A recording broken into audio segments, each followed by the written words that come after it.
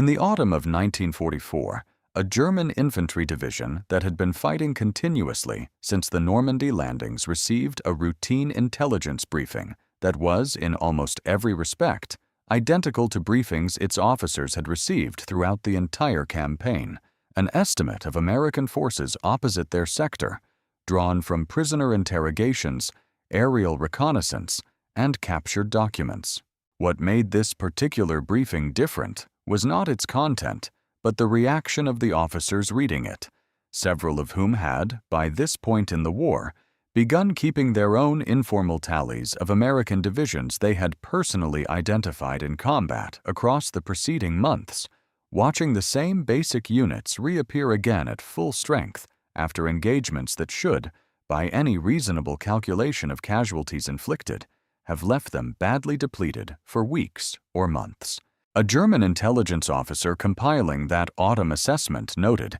in language that his superiors later flagged as reflecting a genuine and growing concern within the division's staff, that American infantry units his own forces had engaged,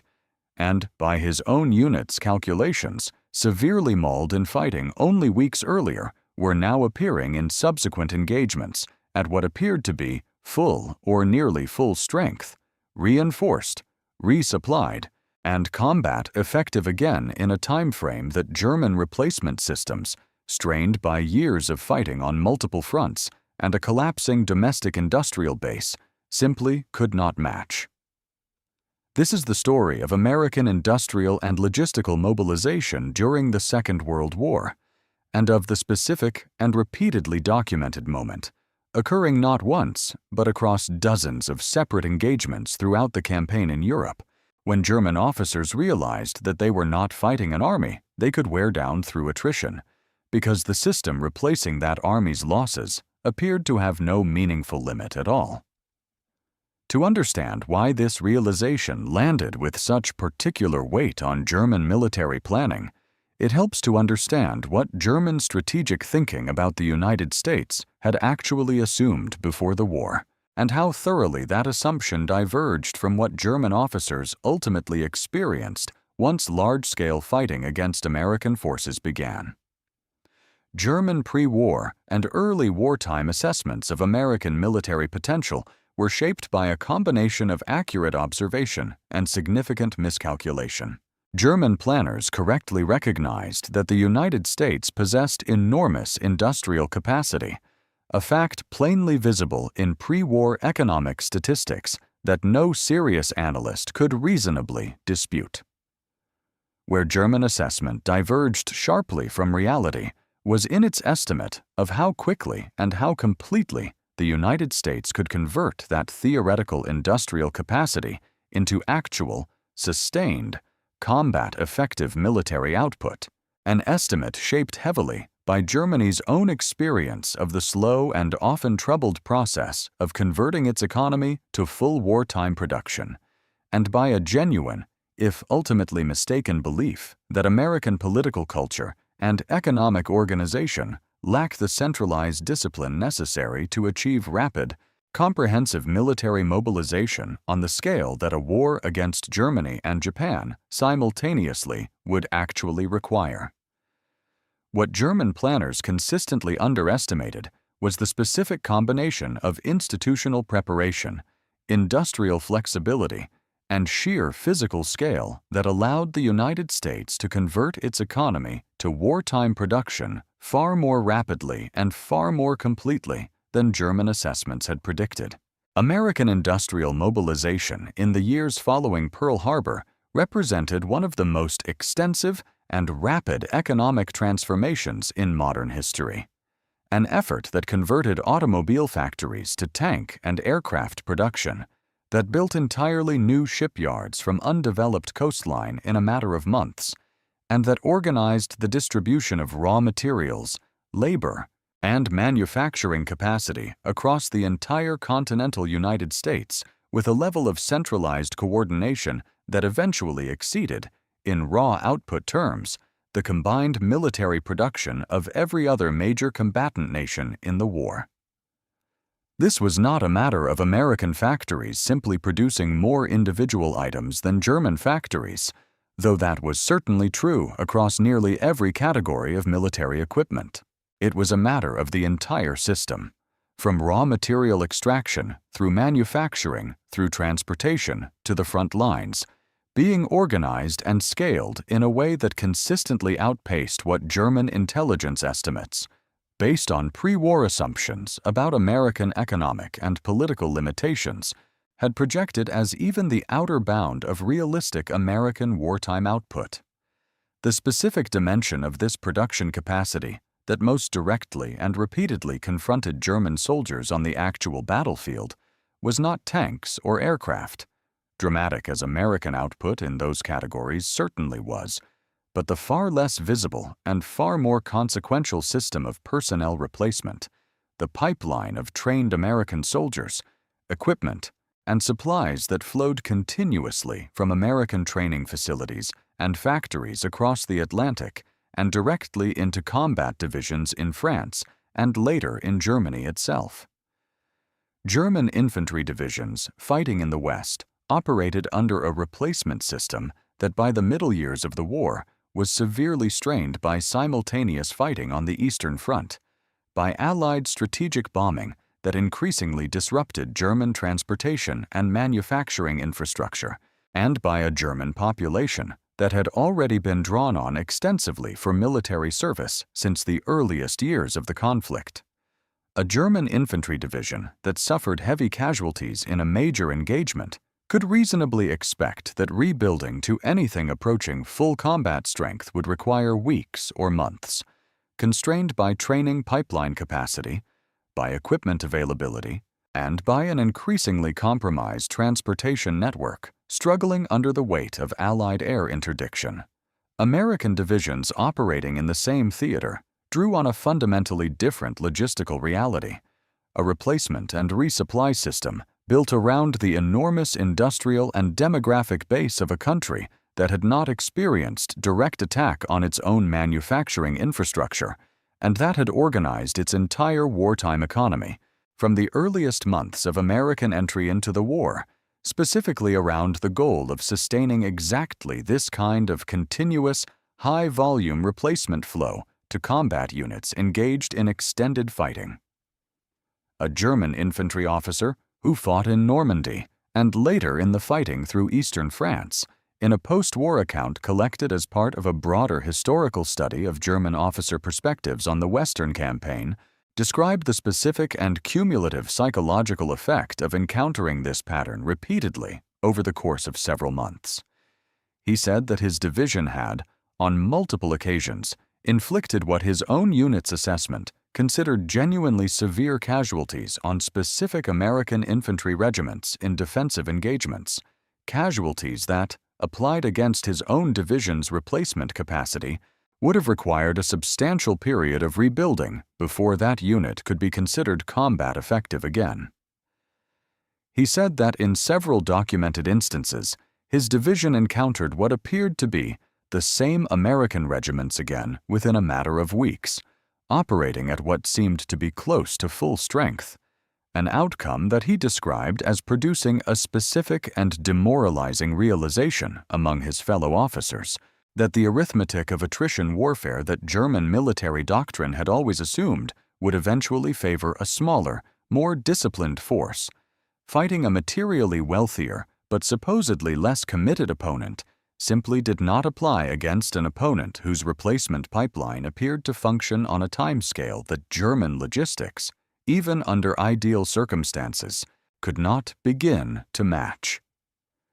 This pattern became particularly stark and particularly well documented during the fighting in the Hurtgen Forest in the autumn and winter of 1944, one of the longest and most costly engagements of the entire campaign in Western Europe for American forces, a battle fought under extraordinarily difficult conditions of terrain, weather, and prepared German defensive positions that inflicted genuinely severe casualties on the American infantry divisions committed to the fighting. German officers who studied and participated in this engagement in captured tactical assessments reviewed by Allied intelligence during and after the battle, repeatedly noted with what those assessments describe as a mixture of professional respect and genuine strategic concern. That American divisions suffering what should have been crippling casualty rates in the dense, brutal fighting through the forest continued to be replaced and reconstituted at a pace that allowed the overall American offensive pressure in that sector to continue largely uninterrupted, even as individual American units cycled through periods of severe attrition and subsequent reconstruction.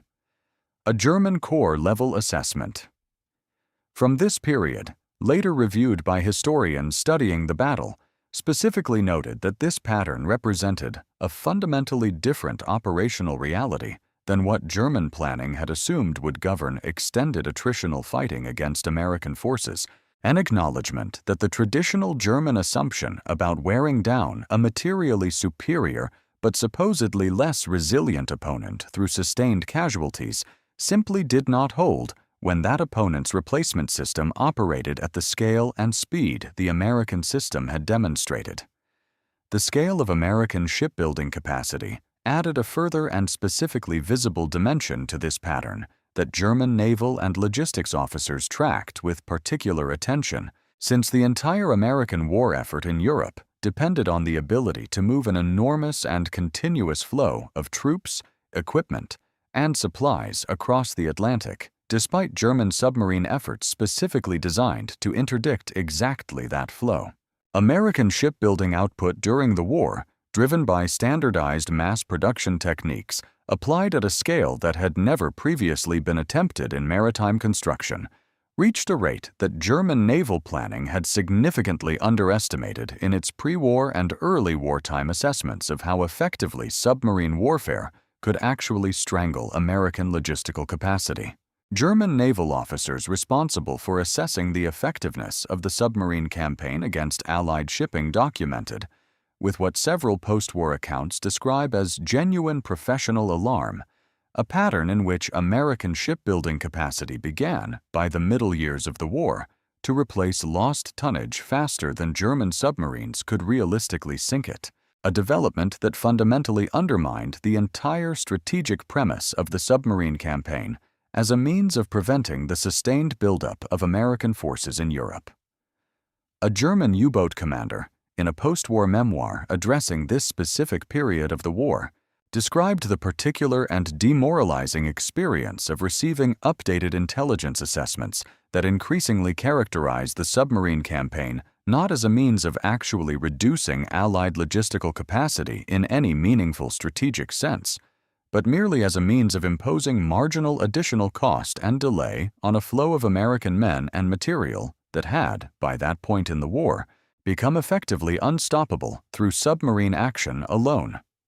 There is a broader and important distinction worth drawing here regarding what this pattern actually meant and did not mean, because it would be a significant overstatement to suggest that American forces suffered no meaningful setbacks, or that German resistance was ever anything other than fierce, skilled, and costly throughout the campaign. German units continued to inflict severe casualties on American forces through every major engagement of the war in the West, and the fighting in places like the Hurtgen Forest, the Battle of the Bulge, and numerous other engagements produced genuinely difficult and costly periods for American forces that should not be minimized in any accurate historical account. What the documented German assessments actually reflect is something more specific, and, in its own way, more strategically significant than a simple claim of American invincibility, an acknowledgement that even when German forces succeeded tactically in inflicting severe casualties on specific American units in specific engagements, the broader strategic effect of those tactical successes was consistently and repeatedly undermined by an American replacement and resupply system that operated at a scale and speed that made attritional warfare the fundamental strategic bet German military planning had implicitly placed on for much of the war, a strategy that simply could not produce the kind of decisive strategic effect German doctrine had always assumed extended, costly resistance would eventually achieve against a less disciplined or less committed opponent. By the final months of the war, this realization had become, according to the surviving documentary and testimonial record, a widely shared and explicitly acknowledged element of German officer assessment at every level of command, from division staff officers compiling routine intelligence briefings to senior commanders addressing the broader strategic situation in their own post-war accounts and memoirs. The specific psychological weight of this realization, distinct from any single battlefield defeat, lay in its implications for what German resistance could actually accomplish, even when individual engagements went well for German forces tactically. A war of attrition against an opponent whose capacity to replace losses appeared to have no practical limit was not, German officers increasingly understood as the campaign progressed, a war that attrition itself could ever be expected to win, regardless of how skillfully or how costly German defensive operations managed to make each individual American advance. What began as isolated surprised observations from individual division staffs noting the unexpectedly rapid reappearance of previously mauled American units in the field had become, by the final year of the war, a fully internalized and strategically decisive acknowledgement within German military leadership that the arithmetic underlying their entire theory of how a smaller, more disciplined force might eventually outlast a materially superior but supposedly less resilient opponent had never actually applied to the specific opponent. They found themselves fighting an opponent whose reinforcements, as German officers, across dozens of separate engagements and multiple years of fighting repeatedly and independently concluded, simply never seemed to end.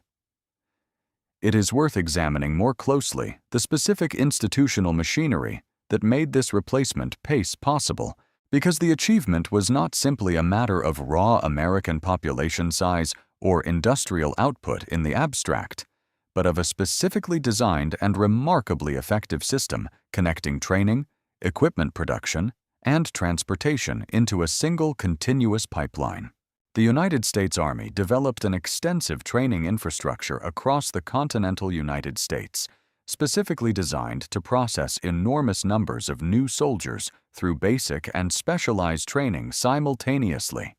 a network of training camps and facilities that, by the middle years of the war, was graduating trained replacements at a rate carefully calculated against projected combat loss rates across every theater of the war. This system was explicitly designed with redundancy and surge capacity built into its planning assumptions, reflecting a level of pre-war and early wartime logistical foresight that stood in sharp contrast to the increasingly improvised and strained replacement systems that German military planners found themselves relying on as the war progressed and as German training infrastructure came under increasing pressure from both manpower shortages and the direct effects of Allied strategics bombing on German domestic facilities. The transportation side of this system proved equally decisive, and it deserves specific attention because it represents an area where American logistical achievement is sometimes underappreciated relative to the more visible story of factory production numbers. Moving trained soldiers, along with the enormous quantities of equipment, ammunition, fuel, and supplies those soldiers required.